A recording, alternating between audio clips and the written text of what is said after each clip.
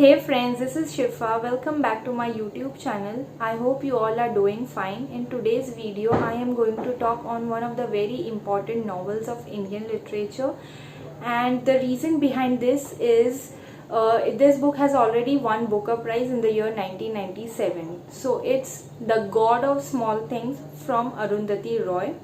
This book has been written in the year between 1992 to 1996 and it got published in the year 1997. Okay, the plot of the story jumps from one timeline to another timeline, and that's between 1969 to 1993, but you'll see most of the plot has been narrated at the during the 1969 timeline. Okay, this book is really important because it talks about various issues including Marxism. It also talks about casteism, which is a very recent and contemporary topic of Indian society, and it talks about lot more issues while breaking the stereotypes simultaneously in this book through the plot.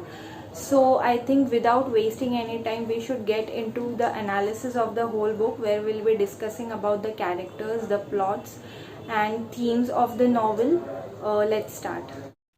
To start with the characters, we have two protagonists in the novel, Esther and Rahel, who are twins and who are children of a divorcee lady called Amu. Amu got divorced from her husband called Baba, and the reason was he was really violent. He used to beat her and all. Amu is again a daughter of Mamachi and Papachi, and he also has a brother called Chaco. Chaco married a lady named Margaret in the plot, and they both gave birth to a daughter called Sophie. Mamachi also has a sister called Baby Kochamma, and she is also important in the novel, so we'll be looking at it as well. There is another important character who is Velutha. Velutha is the he works in the company of a pickle factory which this family owns. So this family has a pickle factory and Velutha works over there. So now we are going to start with the plot. Before starting with the plot of the novel, let me make you clear that I am going to narrate this plot in a chronological manner, but in the novel the reading is not chronologically because it's the story moves back and forth throughout the novel, and you will see there is back and forth going on between the timeline 1969 to 1993. So I'm going to provide you with a chronological order. So the plot starts with a town named Ayamanim, and there lives an imperial entomologist who studies about bugs and insects, and his name is John Ipe. He is also known as Papaji. So he is a grandfather of the twins and father of Ammu. Okay. One day, Papaji discovers what he thinks is a new breed of moth. It is the biggest thing that has happened to him. He is devastated to be told that all he was found was an abnormal breed of an already existing species. Okay, so he was informed that whatever he has found has already been there, like already has been existing uh, in the environment, so there is nothing new to be found by you. But later on, the powers or the authorities decided that okay, this was the new species which Papaji found, but unfortunately the new moth is named after some different scientists. So even though it was discovered by Papaji, due to some misunderstanding in his unfortunate luck, he was not given the name he deserved. Papaji is going to resent this for the rest of his life. Papaji is married to Mamachi, an accomplished violinist whom he beats because, as I said, he is really violent with his wife. Papaji and Mamachi have two children, Ammu and Chaco. Chaco goes on to the study as a Rhodes Scholar at Oxford, where he marries a white woman named Margaret. They have a daughter named Sophie. While she is pregnant, Margaret falls for a guy named Joe, whom she marries after divorcing Chaco. Chaco is now heartbroken because Chaco and Margaret are divorced, gave divorce to each other, and because of which Chaco moved back to Yemen. Meanwhile, Ammu, seeking a little excitement in her life, moves out of her parents' house to live with an out of the town relative. She meets Baba and marries him. In 1962, they have twins named Esthapin, and a girl named Rahel. So Estha is a boy and Rahel is a girl. It turns out that Baba is not only an alcoholic but he also tells a lot of lies. One day Baba loses his job, but his English boss say he will work something out for him if Baba will let him sleep with Amu.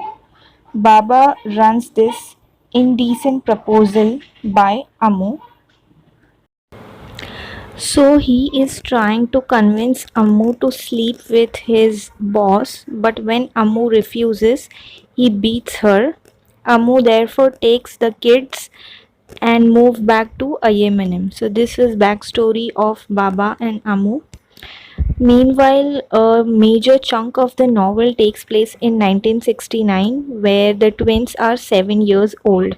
Now, Joe, who is a second husband of Margaret, is killed in a car accident, and Chaco takes the opportunity of this situation and invites his ex-wife, the grieving Margaret Kochamma, and his daughter Sophie Moll to come to Yemen for the holidays. Chaco, Ammu, baby Kochamma, Estha, and Rahel drive to Cochin to get them at the airport.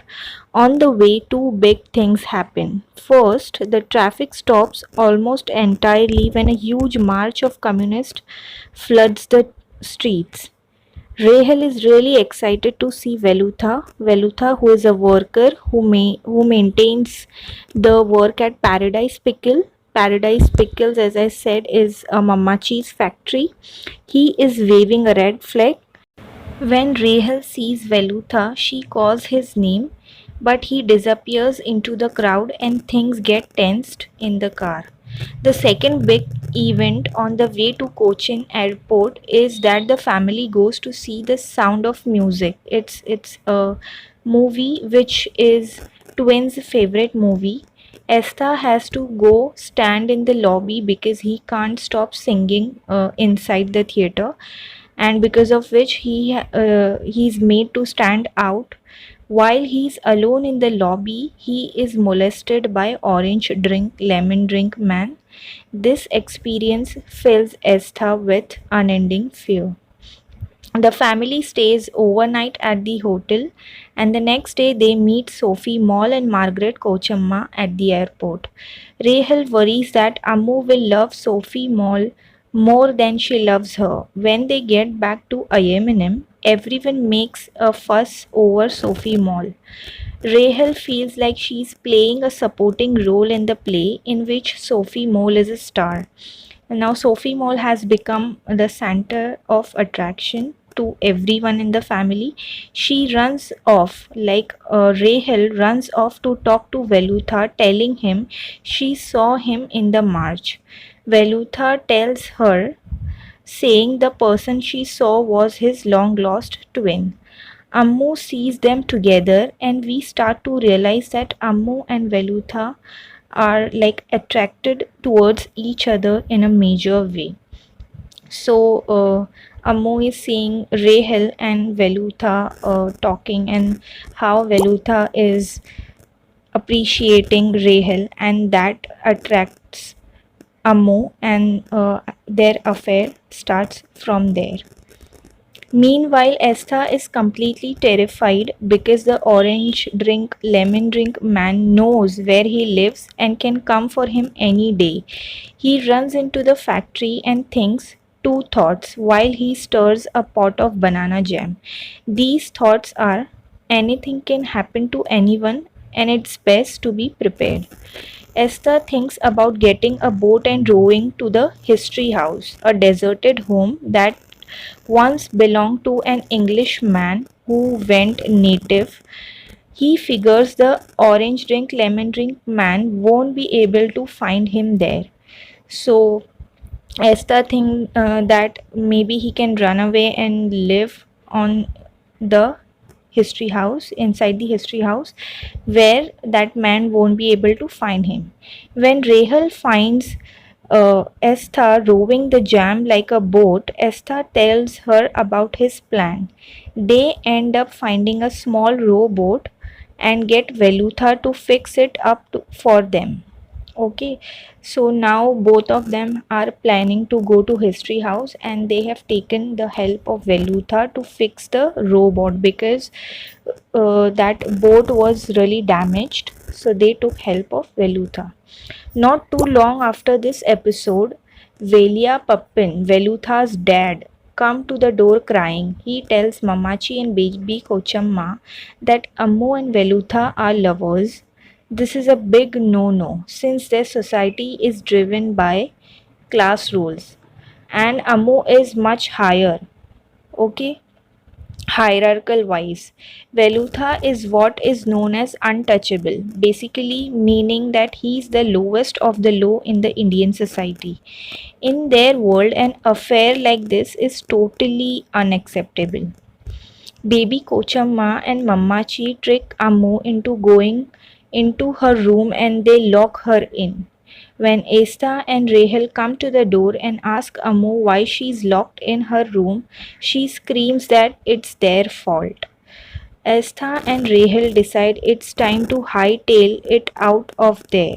Okay, now Asta and Rahel are very much more determined to go to History House because now they don't want to live here because their even mother is have started hating onto them. Meanwhile, Sophie Mall convinces Esther and Rahel that she's also going to come along with them to History House. And while they are on their way, like they were crossing the river, and during which Sophie Mall drowned. Now, Esther and Rahel got scared and they end up falling asleep in the history house without realizing that Velutha is asleep in the corner waiting for Ammu to meet him. Meanwhile, baby Kochamma, who is a sister of Mamachi, they both plans to carry out a case against Velutha as soon as they find out about Sophie Moll's death. They goes to Inspector Thomas Matthew and they claims that Velutha has killed Sophie Moll and also abducted Esther. But soon it is revealed that Sophie Moll's death was an accident, and it is also clear that baby Kochamma made everything up. Since her butt is on the line, baby Kochamma freaks out and asks to be alone with the kids. She blames Rahel and Esther for the death of Sophie Moll and tells them that because of what they have done, Ammu will be jailed and she'll also die. So she tells Esther that the inspector will ask him one question and his response should be yes. At Sophie Moll's death funeral, like everyone is ignoring Rahel, Esther, and Ammu, who stands apart from the rest of the family. After the funeral, Ammu goes to the police station to meet Velutha and to clear his name, but inspector tells her it's too late because Velutha is dead.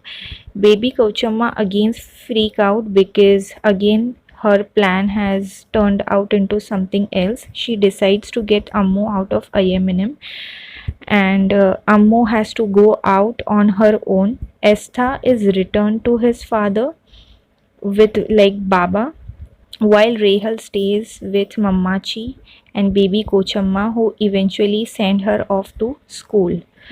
Rahel is kicked out of school a few times for misbehavior. The last time she sees Ammu is when she is 11 and Ammu is 31. Ammu looks awful and is suffering from a lung disorder. most likely TB, tuberculosis. When Ammu dies, Rahel and Chaco go together to have her body incinerated. Years after, when Rahel and Esther met again, they spend a lot of time together and they end up having sex and holding each other for a long time afterward. The narrator acknowledges that, like Ammo and Velutha, Rahel and Esther have violated love laws that lay down who should be loved and how much. While telling the story of Sophie Moll's death, the novel resonates with larger political and social issues. The society that the characters inhabit is still largely shaped by caste system, which defined social classes in India and dictated status of each person held. Okay, the Indian Constitution of 1949 outlawed the caste system and discrimination based on social status, but it is still clear, like it is pretty clear that still throughout the novel there are certain social issues that persist and that still have to be obeyed. The novel pays particular attention to what the narrator called the love laws, which interpret the caste system to explore who is allowed to whom, how, and how much. And the violation of these rules is central to the novel. So we are about to wrap up with our video. I hope you enjoyed the video. I hope you understood what I explained to you. If you like this video, please give it a thumbs up, share it with your friends, subscribe to my channel if you want more such videos. And I think we are going to meet in our next video. Till then, take care.